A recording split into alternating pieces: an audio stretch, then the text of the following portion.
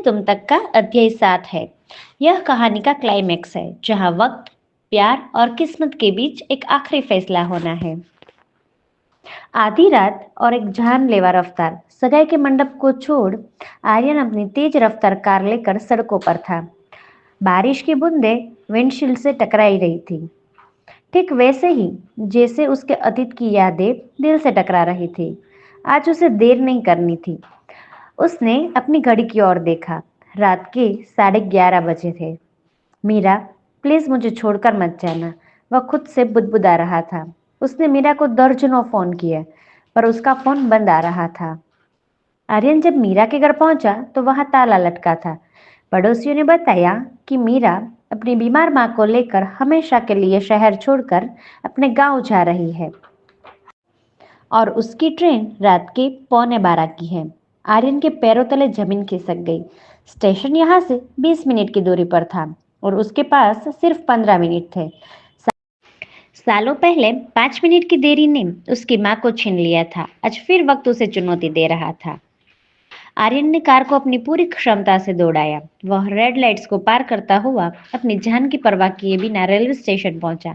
वह पागलों की तरह प्लेटफॉर्म नंबर 4 की ओर भागा। सीढ़ियां चढ़ते हुए उसकी सांसें फूल रही थी। उसने देखा कि ट्रेन की लाइटें जल चुकी थी और गार्ड ने हरी झंडी दिखा दी थी। मीरा! आर्यन चिल्लाया। भीड़ और इंजन के शोर में उसकी आवाज दब गई। ट्रेन ने धीरे धीरे रेंगना शुरू कर दिया। आर्यन ट्रेन के साथ भागने लगा। तभी एक खिड़की से मीरा का चेहरा नजर आया। उसकी आंखें रो रो कर सूज गई थी। जैसे ही उसने आर्यन को देखा, उसे अपनी आंखों पर यकीन नहीं हुआ। आर्यन सर! मीरा ने खिड़की से हाथ बाहर निकाला। आर्यन ने दौड़ते हुए उसका हाथ थाम लिया।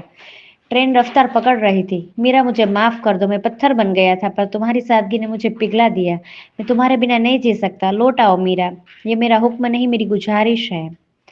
मीरा ने आर्यन की आंखों में वो दर्द देखा जो उसने पहले कभी नहीं देखा था। उसने चलती ट्रेन से अपना बैग फेंका और अगले ही पल वह कोच के पायदान से नीचे कूद गई।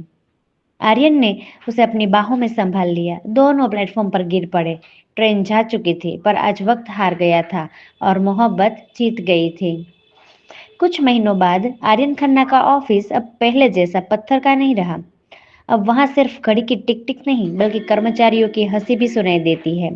आर्यन अब भी वक्त का पाबंद है, पर अब वह वक्त का गुलाम नहीं, मालिक है। आर्यन अपने कैबिन में बैठा था। मीरा अंदर आई, हाथ में वही चमेली का फूल और 2 कप गर्म कॉफी लेकर। अब 2 मिनट लेट है मिसेस खन्ना। आर्यन ने मुस्कुराते हुए अपनी पत्नी की ओर देखा।